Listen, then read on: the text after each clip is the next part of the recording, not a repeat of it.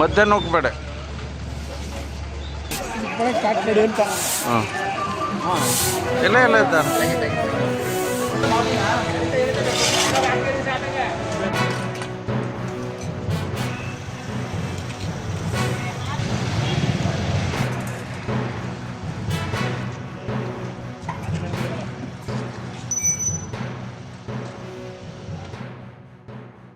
ನಗರದಲ್ಲಿರ್ತಕ್ಕಂಥ ಸಾರ್ವಜನಿಕರಲ್ಲಿ ಈ ಸ್ವಚ್ಛತೆ ಬಗ್ಗೆ ಅವೇರ್ನೆಸ್ಸನ್ನು ಕ್ರಿಯೇಟ್ ಮಾಡಬೇಕು ಅಂತೇಳಿ ಈ ಕಾರ್ಯಕ್ರಮವನ್ನು ಹಮ್ಮಿಕೊಂಡಿದ್ದೀವಿ. ಹಾಗಾಗಿ ಇದು ಭಾಳ ಯಶಸ್ವಿಯಾಗಿ ನಡೀತದೆ. ಮುಂದಿನ ದಿನಗಳಲ್ಲಿ ನಗರದ ಅಭಿವೃದ್ಧಿ ಮತ್ತು ಸ್ವಚ್ಛತೆ ಬಗ್ಗೆ ಎಲ್ಲರಲ್ಲಿ ಒಂದು ಭಾವನೆ ಬೆಳೀಲಿ. ನಮ್ಮ ಕೆಲಸವನ್ನು ನಾವೇ ಮಾಡೋ ದಿಕ್ಕಿನಲ್ಲಿ ಈ ನಗರದ ಸ್ವಚ್ಛತೆಯನ್ನು ವ್ಯವಸ್ಥೆ ಆಗಲಿ ಅಂತ ನಾನು ನಗರದ ಜನತೆಯಲ್ಲಿ ವಿನಂತಿಸುತ್ತೇನೆ. ಶುರುವಾಗಿದೆ. ಆರ್ಥಿಕ ವರ್ಷ ಕೂಡ ಬರ್ತಾ ಇದೆ 1ನೇ ತಾರೀಕಿಂದ.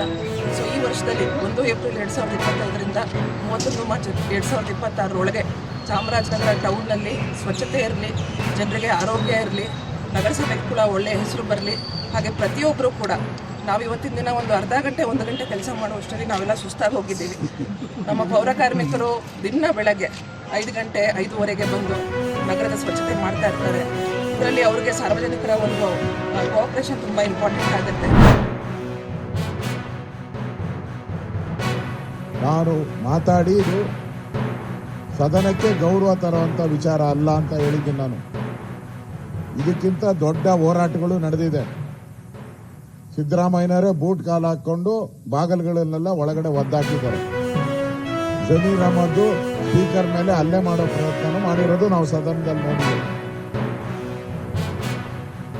ಇಲ್ಲಿ 18 ಜನ ಶಾಸಕರಲ್ಲಿ